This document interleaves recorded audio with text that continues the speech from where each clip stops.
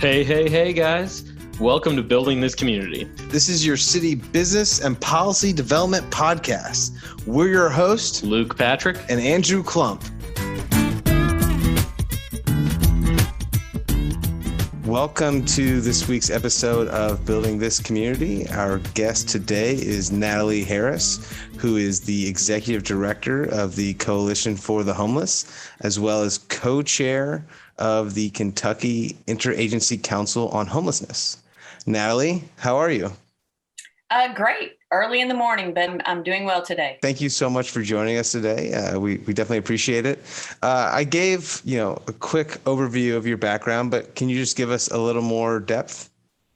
Oh, sure. I actually started in this work because I came to Appalachia in my teens, actually, to do home repair, and fell in love with the idea that you can really make a difference in people's lives through housing, that all the other things that allow us to succeed in life come from that. Our ability to gain wealth, have a family, even get your education, all come from that. And it felt like something that you could really make a difference with. So I have been working mostly not in actually helping in creating housing, but in advocating for and working to fund housing now for 30 years in different capacities. I had a small stint where I did some housing development in Dayton, but have mostly worked in Kentucky, both in rural and urban settings, with that whole goal of creating more affordable housing for people who need it.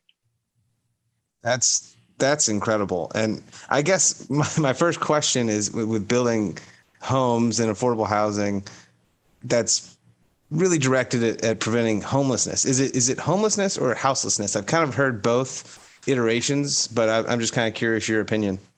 Yeah, either one. I think people start to get comfortable with old terms and they start to take on new and sometimes derogatory meanings. And so we try to remind ourselves what it really means by changing that language. And I think houselessness is a great way to remind people. I think when we hear homeless now, we think that is a definition of that person and that they have done something wrong to be without housing, when houselessness just sounds like more of a definition of what it is that that person is lacking. And I think that's important for us to remember, that we have systemic issues in our community that actually cause people to lose housing. And I always say that I have people that I know in my life who have domestic violence in their households. They have chemical dependency issues. They may have mental health issues. They lose a job, but those things don't end up causing them to be without housing. But if you are poor and if you come from a systemic system where everybody around you and your family is poor, you don't have the safety net that you need to maintain housing with all these other issues in your life. Absolutely. I think that's a more direct term, too, if you're going with houselessness. I think it really hits the actual issue more directly on the head. But as we mentioned just a minute ago, you are the executive director of the Coalition for the Homeless. For anyone that might not know, can you maybe tell us what that organization does and what your role with them entails? Oh, sure. The Coalition for the Homeless has been around for over 30 years and was started back in the 80s when people started to see the first people who were actually street homeless in the city. And it was actually started from a few of the churches downtown who were seeing this and seeing people come to them to ask for services. We were created at that point, and we did what we do now, but we were also St. John's Center, and we then split as we realized we had really different missions and needed to do that. And our mission is to prevent and end homelessness in Louisville, Kentucky, and that for me means housing, not putting people in shelter. And we serve as the overarching coordinating agency for well over 30 different homeless agencies in the city that all work on addressing homelessness. And while they're doing the day-to-day work of sheltering people, housing people, providing mental health and physical health services, legal aid, We are trying to advocate to change policy that affects and causes homelessness, educating the community about the issue so that they can join in with us. And then probably the thing we do most is collaborating. So we bring people together to increase our impact and to acquire additional funding and to figure out how we can best serve people in the community. Well, it sounds like you all provide a lot of wraparound services and try and help the whole spectrum here. But can you tell us what the spectrum of homelessness is? I think a lot of times people think of it as chronic homelessness, but does that really tell the full story of the people that you're working with? Yeah, so there are two really distinct groups of houseless people, and that's not just here in Louisville, that is across the country. And in general, about 85% of the homeless population are those who are short-term homeless. That is the population that is mostly in shelter, while there is another around 15% across the country of the population that are people who are chronic or long-term homeless. That population tends to have more disabilities, so more mental illness, more chemical disabilities that they're dealing with, as well as we're all aging, physical disabilities for a lot of people who are sleeping outdoors. And so the approach and what we need is different for those two different populations. In Louisville, that first group is usually homeless for about 4 months on average. So, of course, there are outliers on both sides. It's more families with children, people who are very poor. And what ends up happening is it takes, one instance of a hospitalization, a car breaking down, something like that, to get evicted, lose housing, and go through a cycle until they can get the help that they need to get back into housing. The other group in Louisville, our chronic homeless population is homeless on average for about 4 years, which is a long time. But there are some outliers who are homeless for 20 something years. And so that population needs a lot more of us, of the whole community, wrapping around them and helping them figure out how to address multiple issues, usually to get back into housing. So which group is it that the coalition works more with? You said, I was honestly surprised. You said about 85% are more short term, which that's not as visible, I think, to the average person as the chronically homeless population. So where do your all's resources most often go? So about 75% of the resources in the community go to serving people who are indoors in this city. And that's like just became homeless. So I get homeless today. I've just been evicted. And so I contact the Coalition for the Homeless. We have a call center and we would help you get into a shelter. For people who are chronically homeless, they may go through that same system and get reservation, but they will tend to leave shelter, go to another shelter, be outside some portion of the time. The biggest shift in federal resources, and so if you're looking at what resources we have for the long term, is that those resources have now been targeted to people who are chronically homeless and long-term homeless. And there's federal research that shows that if you are able to address the housing situation of that population, is a bigger bang for your buck. So if somebody's going to be homeless for 20 years, if you can find that person, get them housed and get the services that they need so that they can be stable, you're saving our system a whole lot more money than if you are housing somebody who's going to be homeless for 4 months. So we receive through the federal government, through a grant that we submit once a year for all of the agencies in the community, about $15 million.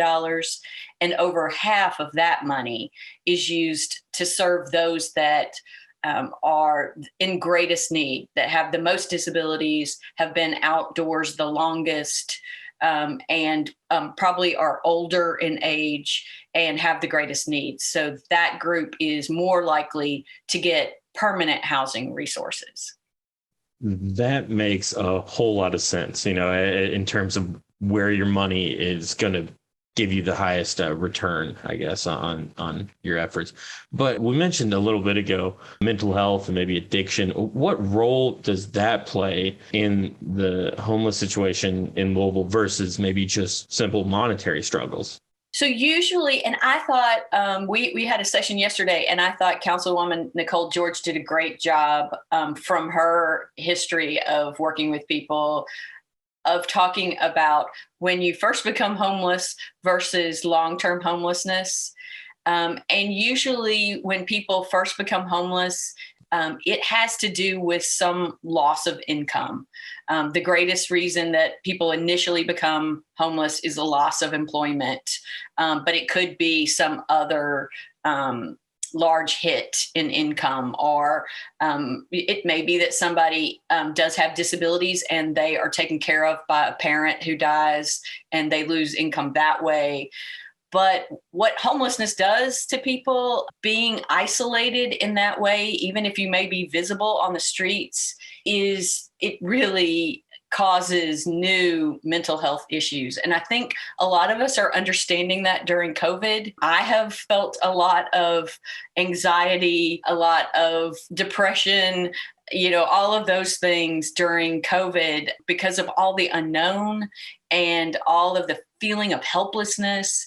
And that is what tends to happen to people. So even if that may have not been an issue, a lot of people will start to have mental health issues once they become homeless.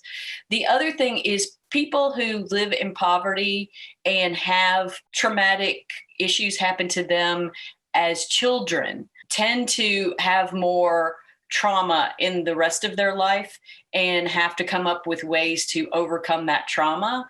And our system is not really set up very well to be trauma informed. So a lot of, trying to get through the system to get the benefits that you deserve, trying to get through the system to figure out how to get into housing, trying to get through the system to get medical care is so frustrating and demeaning and difficult that also brings up a lot of trauma for people and makes it more difficult for them to address the issues that they're trying to deal with. So while it may not be the instigating cause, being without housing and being in a situation where you have so little control does add to people's mental health issues. We also have a group of people who are severely mentally ill in not just in our community, but across the country, who cannot get the services that they need. And while we did shift from an earlier situation where what we used to do is put people in institutions and lock them up and throw away the key and forget about them, which was terrible. But what we've done in the reverse now is that we say that unless somebody is a threat to themselves or others, and we're very cautious about what that looks like, then they are on their own and we can't help them. And we cannot put them into a state hospital or some kind of long-term care. And if we do, is for a very short term, usually for about 3 days. And then that person is released. And there are some people that need more services than 3 days to overcome a major mental health issue and to be able to get back on medication and doing well so that they can function in the community. And we have not, as a society, come up with a solution for those folks.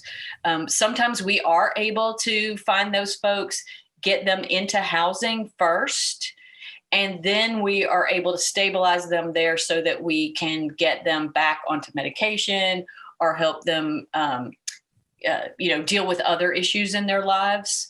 But there are some people who even just getting through that crazy system of getting people into housing may not be possible without a lot of help from the community. You mentioned a little bit ago, and it's honestly something that Andrew and I have been talking about with many of our guests lately, because I feel like it's impacted almost every aspect of American life. But the pandemic, what kind of effect has that had on the homeless community or your all's ability to provide services for them? So early on in the pandemic, we decided as a staff that we were going to just embrace the belief that we should never let a tragedy go to waste. And so there have been beautiful shining lights that have come out of the pandemic in the way of resources, in the way of seeing the community, people who were never really interested in this issue before stepping up to say, what can we do?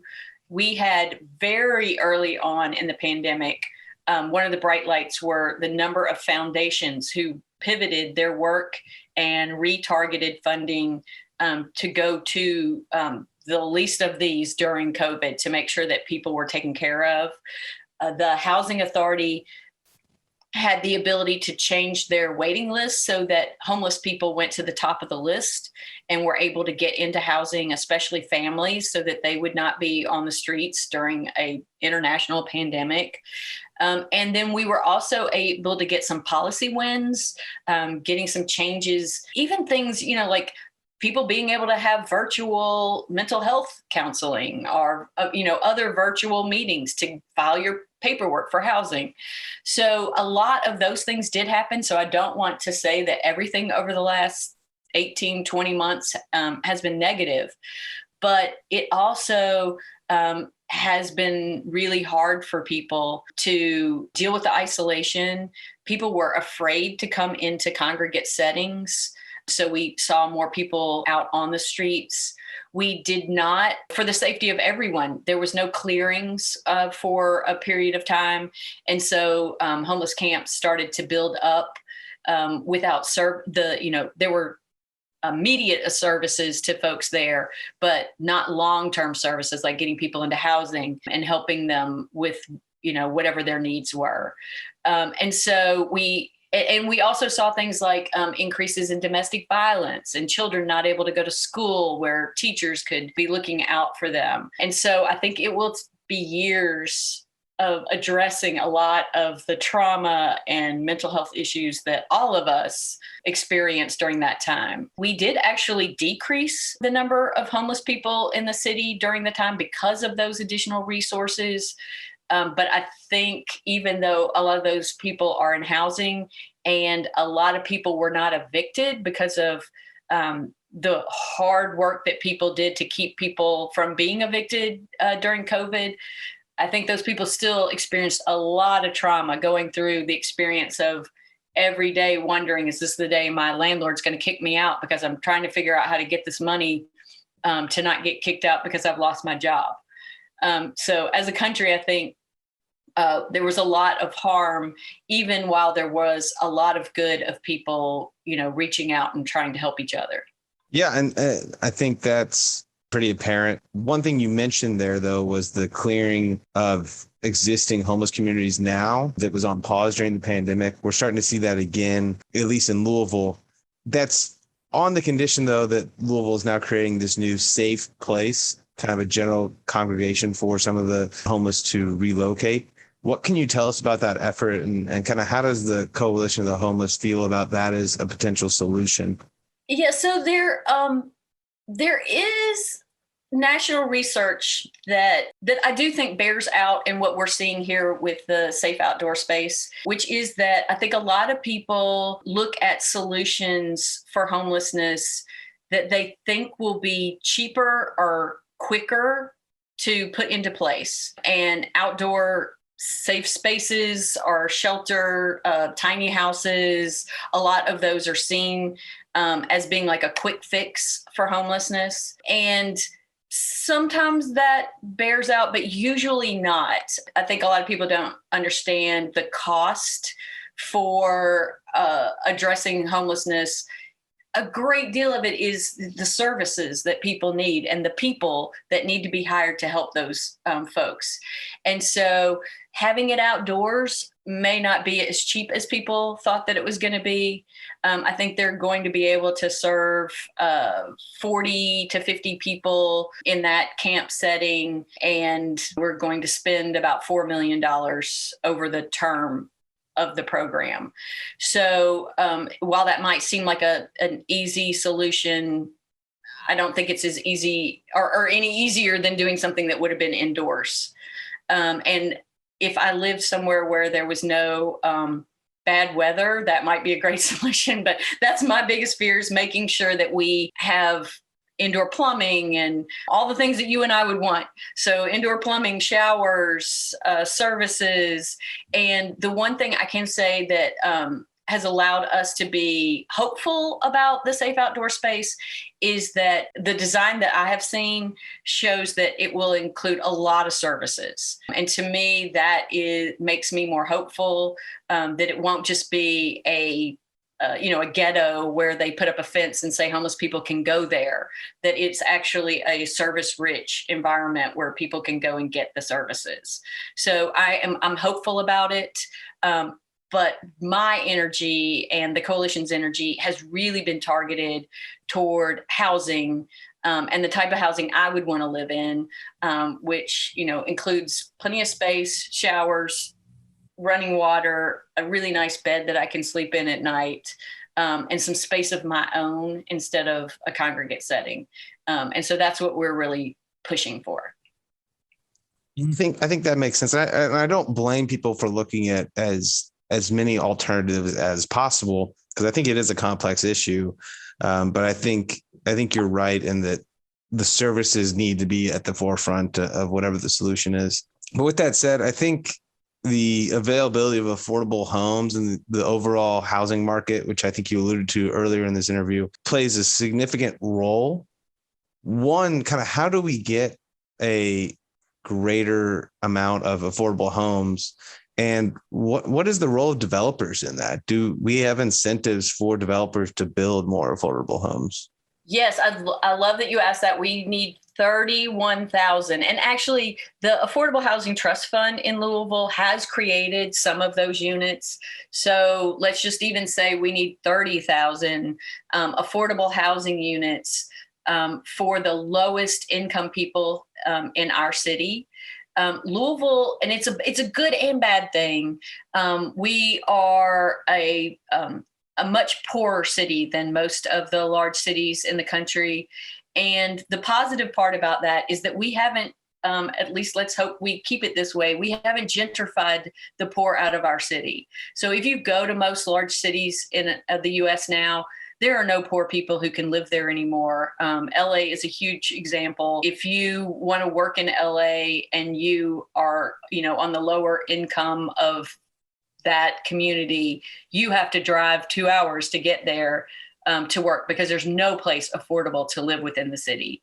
We haven't done that in Louisville. And so we could be a model that is able to allow people of all incomes to remain in our city and still create housing that is safe and affordable for that lower income population. And it probably will take two things, and we probably will have to come at the problem from both sides because it is so big now.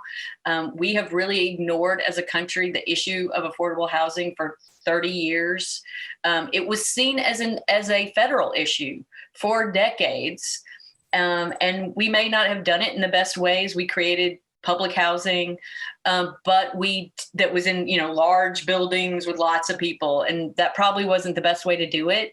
But what we did instead is we just decided, well, we're not going to do it at all. And so we have a problem that we've created over these decades that needs to be addressed. And it will take probably decades to fill the whole need, but we have to start, and we have got to start building units that are affordable. I will say I have worked, and I talked about working in Dayton years ago, and I did develop affordable housing there as a developer. And it is a lot easier to do in other communities than in Kentucky, because our fair market rents are so low because of that's based on the average rents in your community. And because we do still have people who are paying very little for rent, our fair market rents are low. And so it's really hard for a developer to create a project. And the development is not the hard part, and they can get the money for that. But in order to continue to operate it, they need to get a decent rent on each of those units every month. And so if what we're paying through the federal government for that unit every month is $700, they can't continue to operate it. If that same project was in Dayton, they would get about $900 every month for that unit. And if you carry that over multiple units, then you are going to lose your shirt. So we have to have incentives for developers. We have to figure out operating subsidies and how we fund those so these programs can go long term. And then we need to address, and that's on the housing end. So we need more of those units that can be affordable. But on the other side, we also need to do what we can to increase incomes in our community and to make sure that people have just a basic wage that allows them to afford an apartment. Not, it's something extravagant, but just a basic, safe apartment.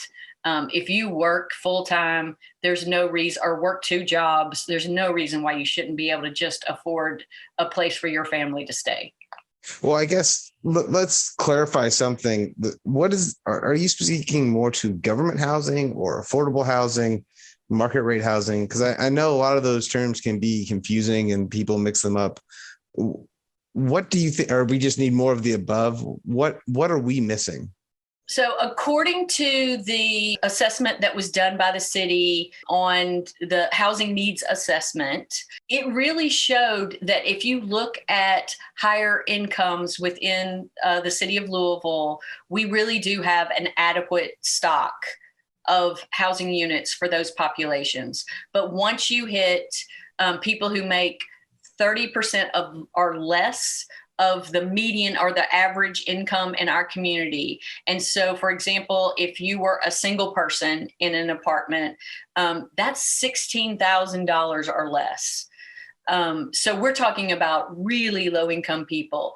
Even a family with kids, that would be, in the around 20 or $22,000, depending upon how many kids you have, that you're trying to live on for an entire year. So in order to make that affordable, in order to make a unit affordable for that population, you not only have to build the units and help a developer afford to build those units, there has to be no debt on the project whatsoever. So you have to make that developer whole in creating it, because they're not going to be able to pay a construction loan off over time. They won't have the income coming in for that.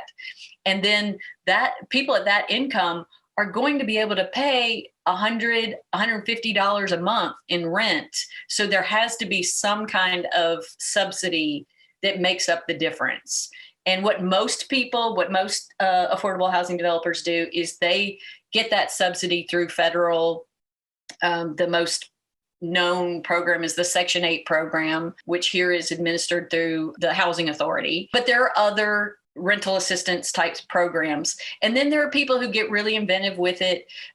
They could, get a large donation that sits as a pool, as an operating subsidy to make up for the difference in what people can pay and what they need to actually pay the utilities and pay the insurance for the building and all of those things.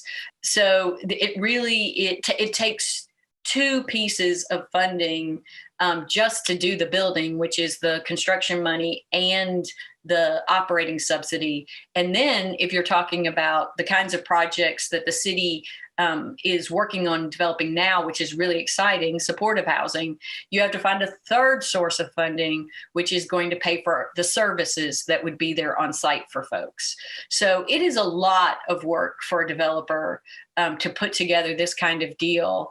And so it's so important that we are thankful to and supportive of these developers who are putting, a lot of times they put a lot of money up front, and they take a lot of risk on purchasing property and doing all that. And so we need to make sure that they can get the zoning that they need to create these units, that they can be made whole on these deals, and that we make sure that they can happen.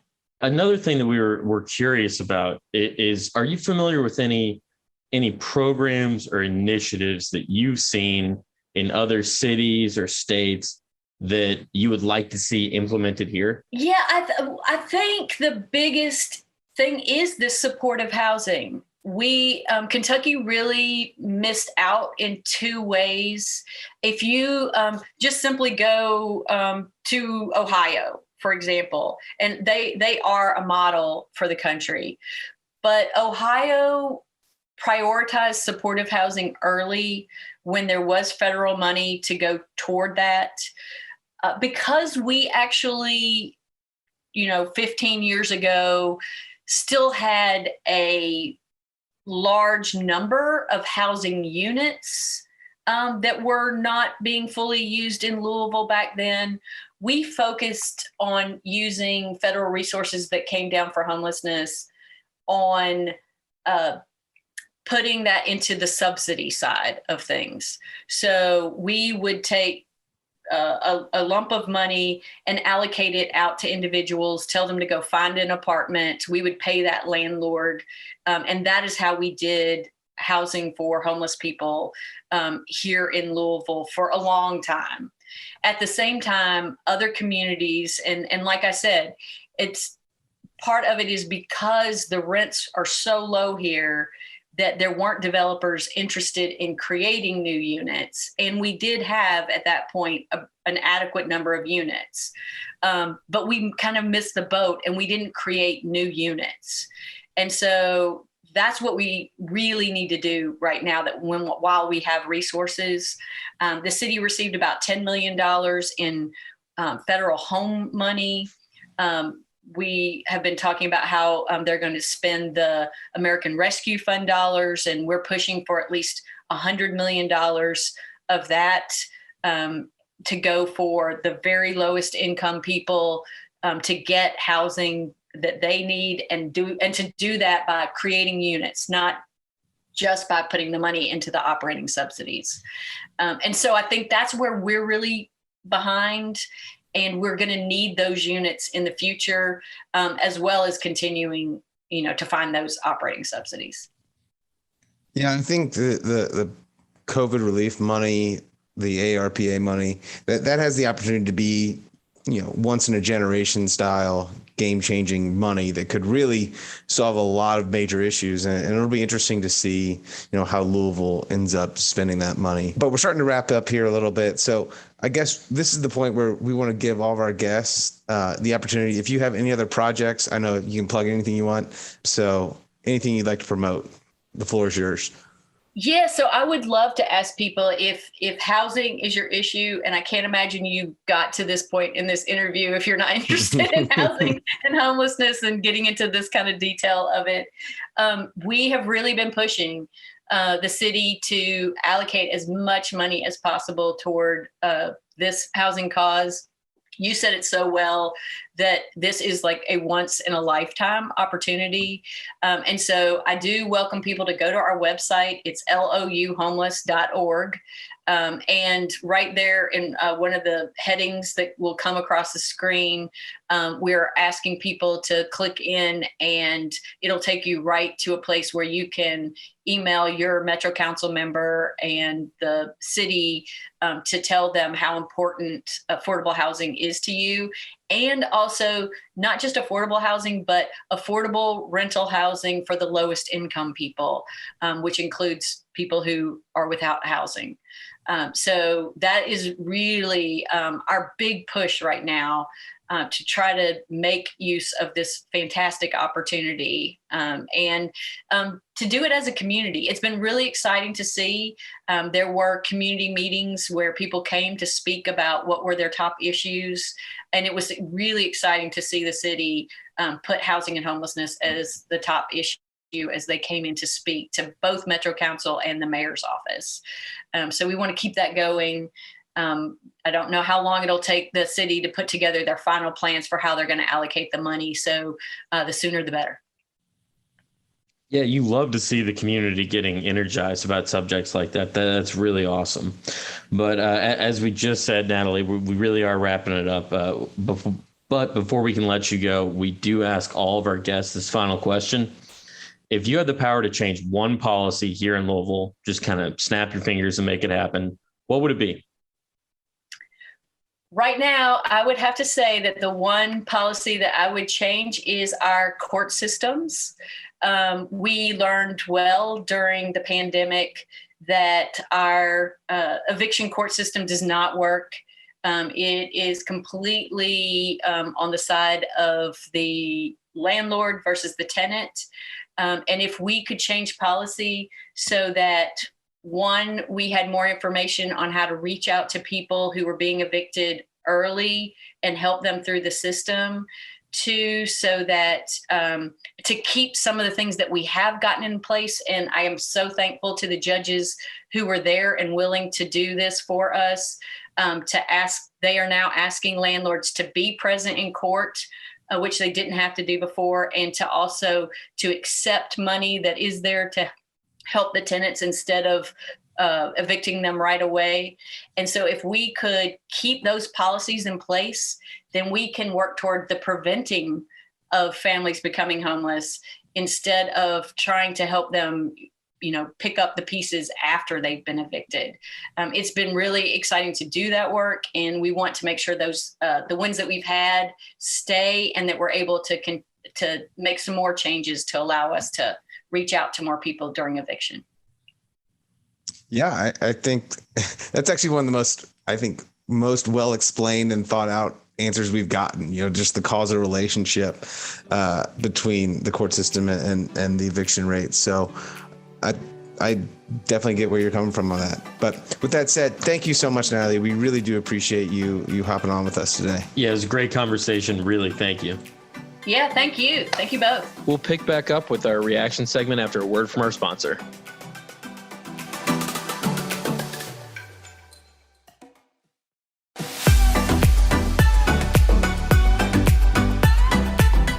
Well, Luke, that was another interesting episode, this time with Natalie Harris of the Coalition for the Homeless.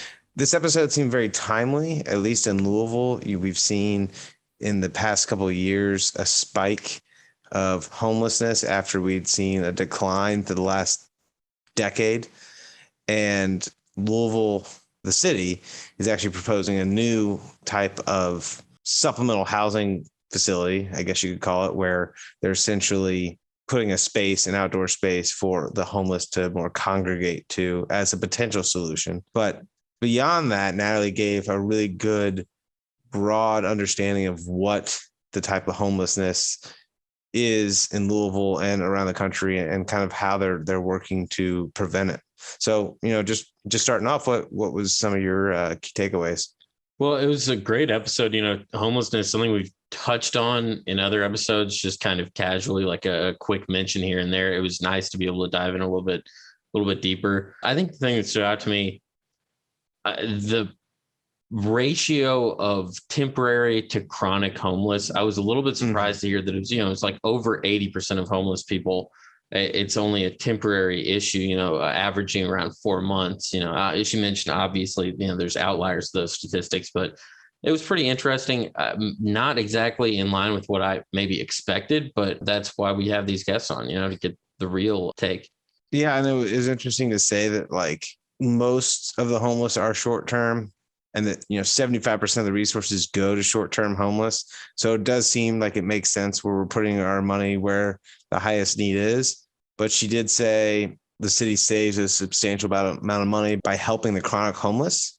And I think I even pulled a stat from the Coalition of the Homeless's website, where they said that for each chronically street homeless person who is housed, the city saves approximately $26,146 per year. I mean, that's just insane. Yeah, it's justification that the government should do everything they can, should really be dedicating funding towards trying to address this issue, because it's oftentimes going to be a great investment.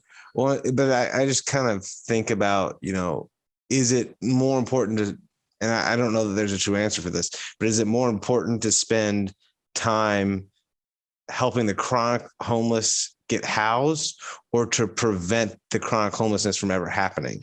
Yeah. And we were talking about that before we jumped on. And the only reason I can think that we aren't trying to address it beforehand, and I wish we'd gotten to talk about this with Natalie, it slipped our mind in the questions, but the only reason I can think that we aren't addressing it is maybe there's a difficulty in identifying the people, or I really couldn't put a finger on it, because you're right. It would be better to head this off the pass, if you could avoid it. But I think that's the same thing you see with like policing or the fire department or like in healthcare. It's, more money spent being reactive than proactive, because that's just the nature of the beast, right? Just because you're not going to be able to solve the problem necessarily until you see what it is. And you have to solve the problem once it's started. You can't go back in time and fix it retroactively. One definite cause, and one thing that is worth bringing up, is just the absolute shortage of affordable housing throughout Louisville. I think the statistic said it was somewhere around 31,000 unit shortfall, which is just massive, and it's going to cost $3.5 billion to fix that housing issue. Yeah. And I know we looked this up, before we recorded the reaction segment, but there's $388 million that Louisville's getting from the American Rescue Plan Act, or ARPA, that even if we spent all of it towards affordable housing, which we're not going to, it's not even a drop in the bucket. No, it's a tiny fraction of what you need to address the housing shortfall. So I don't know. It's an issue that's going to require a cooperation and involvement from the government, obviously, but the private sector is going to have to pull their weight too. They're going to have to get involved. Yeah. And I think it's just something where there's going to have to be a lot of solutions that we have to look just outside the box. And that's why I'm not going to hate on Louisville, the city of Louisville's idea of just having like a place for homeless people to at least congregate and maybe get more wraparound services. I'm not sure it's going to work, but you can't hate on outside the box thinking at all in this situation, just because there is such a shortfall that like any solution at this point has to be kind of just tried. Yeah, I mean, you can't hate on the idea underlying it. Being able to centralize the provision of resources to the community is going to lower the cost and allow you to actually put more towards the resources. If it works. Yeah. But I don't know. I mean, it falls in line with some of the outside the box thinking you see in the white paper that we brought up for today, which was the Louisville Housing Needs Assessment. And it was conducted in 2019. It's a pretty long proposal. It dives into statistics and problem areas throughout the city in regards to housing need. The full paper is about 125 pages. We've linked the executive summary, a little bit more digestible, but it offers or attempts to offer a variety of solutions, because it's going to have to be a multimodal solution set. There's not one answer to such a complex problem. But as I said, this assessment provides like a range of potential solutions to try and address the housing shortfall in our city, which would go a long way towards eliminating some of the issues driving homelessness. So what are some of those? Yeah, I mean, like solutions they're proposing? Something that stood out to me was like a landlord mitigation fund. So basically, the Louisville Metro Housing Authority would create a fund for participants of its housing choice voucher program. It would create basically an insurance policy for landlords in the case of extended vacancies or really excessive damage on the part of the renters, which would hopefully drive more landlords around the city, more housing developers in the city to participate in the housing choice voucher program, which is meant to kind of incentivize homeownership for lower income individuals. That was one that kind of stuck out. And there's another one they talked about, which is the lien release and code violation forgiveness program, where they essentially are trying to help mitigate any types of liens or code violation costs that are incurred by, low income housing tenants or homeowners. And I guess when we look at this analysis, you kind of have to look at it from two sides. It's what are the issues to low income home ownership or the tenant side of this, and also what are keeping more developers, landlords from investing in lower, more affordable housing. And I think maybe a solution, a partial solution that I don't know that it's not going to fix it by itself, but I think we have to, like, just with the affordable housing vouchers that you're talking about, maybe that's a small win that you can use to incentivize landlords to jump into affordable housing more. And then maybe this lien release is preventing the death by 1,000 cuts, where you're just having so many small fees and things that can add up that can prevent homeownership or prevent tenants from being successful in staying in their homes. So it's definitely a double-sided coin. I think maybe the harder part of it is, how do you get developers to be a part of this? Because I worry that government run housing is just not going to be enough by itself. You can just look at the math. They're just not going to have enough funds to do it, left alone the potential of a lot of government run housing isn't always great. So not even discussing that, I'm just not sure they have the financials to accomplish that. So how do we bring landlords and developers down to start building more market rate, more affordable housing? And I think we just have to figure out the right incentive programs, right? Yeah, and absolutely. I mean, like, Louisville's not going to mysteriously discover, over $3 billion to throw at this problem. Mm-hmm. The only way you're going to get the only way you're going to fix the problem is to bring on private developers and landlords. And it's a well-rounded solution. It has to incorporate both sides, though, to where you're preventing the death by 1,000 cuts of the tenants, but you also have to make more affordable housing available by incentivizing developers. You have to do both. Yeah. And we covered two of the solutions that we thought were interesting that stood out in this white paper, but I really would encourage anybody to look at it. It has far too many proposals for us to vet through each one individually. I mean, I'm looking at probably 25 plus like different ways of trying to address this issue that are all going to, in conjunction, make a really large effort. Well, and you have things now like the Louisville Cares Loan, right, which is Metro-owned loan program where they're providing loans to developers to create market rate housing, not necessarily affordable housing, but market rate housing. And I just am not sure that even that is available enough. And part of the issue too is it's not necessarily that developers can't make money off of affordable housing or market rate housing for that matter.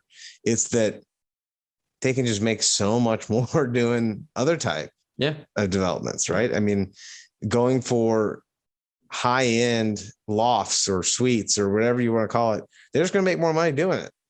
And it's just tough to say that you have to ask developers to do it out of the kindness of their hearts to go and make money. It's the state of the current housing market.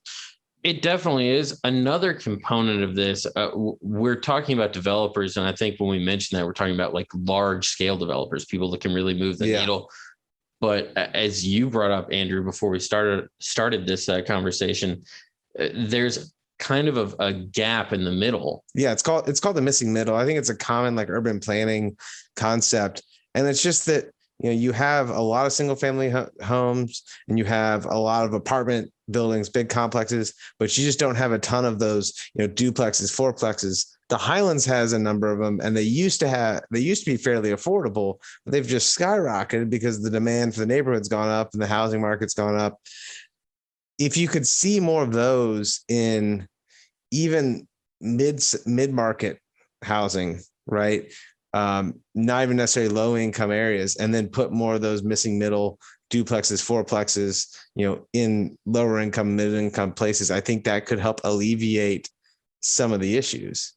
And I don't know if that's a policy change where we just need to say anywhere there's single family zoning, they at least need to allow duplexes, because you could think of a place like Germantown where they're shotguns, right? And maybe putting 4 units inside one place on a shotgun might be difficult, but having a duplex, even in Germantown, there's no excuse why if you have a single family zoned home, you should be able to do a duplex immediately. I mean, I think you'd see half of Germantown like just raise the roof, they immediately stack if they don't already have it, like a second unit on top. And it would be almost overnight, you'd see the housing density in that part of the city swell and put some downward pressure on like the housing market.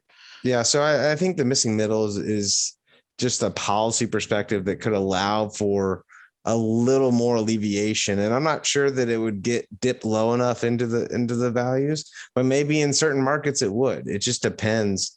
But I think this is a type of solution where it's just, you kind of have to throw stuff at the wall and see what sticks at this point, right? I mean, because I just don't, and I don't want this podcast to appear like, okay, well, we're essentially asking developers to be the saviors of homelessness, because they're not the solution by themselves either. Yeah, no, I mean, government's going to play a role. There's a lot. And like I said, with the missing middle aspect of like converting maybe a single family into a duplex, like the reason I said the conversation had focused on larger scale developers, when you're talking about changing a single family to a duplex, that's usually a single homeowner, like that's like a much more personal, small scale and hopefully diffuse solution that like many people throughout the city can engage in to improve their home value. Maybe they can reap that in the equity, like when they go to sell. It'd be a really good solution to try and increase values for like the homeowners like in that lower to middle income area, and also increase housing density to maybe alleviate some of the housing pressure here. Yeah, I think that's the solution. And I'll just bring up one more that you had in your white paper this week. They talked about community land trusts. I think that's an interesting concept as well. It's essentially like, Audubon Park's an incorporated city.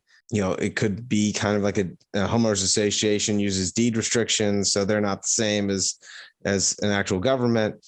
But a community land trust is basically an area occupied and owned by a nonprofit. And then they typically have long-term leases to all the quote unquote homeowners in the neighborhood. And then when the homeowners leave, they get less of a percentage of the equity when it sells. But that percentage that they don't get goes back into the community land trust and helps keep the property values low enough and more affordable, and hopefully maybe even contribute to keeping the area up in a cleaner, better format. Yeah. But absolutely. It's just an interesting concept because it's kind of inverse of what homeowners associations and incorporated cities want, because incorporated cities and homeowners associations want the property values to go up. Like that's the goal, right? Because then eventually you can sell your property or you retire or you do whatever, and your property is worth so much more and you make money. The land trust is really intended to keep the property values down, which is just a very interesting concept. And I know Cincinnati's done one. I'm just curious the longevity of that, just because it's just kind of inverse to everything that we've done in America, but that doesn't mean that it can't be a successful alternative solution. And I think Louisville should try that as well. Just even if it's on a small scale, to try it and see how that works over a number of years. And then if it does work, transition and do more of it. Yeah, absolutely. Man, I feel like we could go all day, especially with the material out of this white paper, but we probably need to wind it down. Do you have anything else before we need to sign off? No, I think we're good. Appreciate you all listening, guys. Yeah, thanks for tuning in. As always, thanks for tuning in. Thanks for joining us on Building This Community. If you'd like any more information, you can follow us on Twitter at BuildingThisCom, COM, or you can follow Andrew at Andrew J. Klump. And you can also follow Luke at LMP43. Definitely subscribe, and we look forward to talking to you guys next week.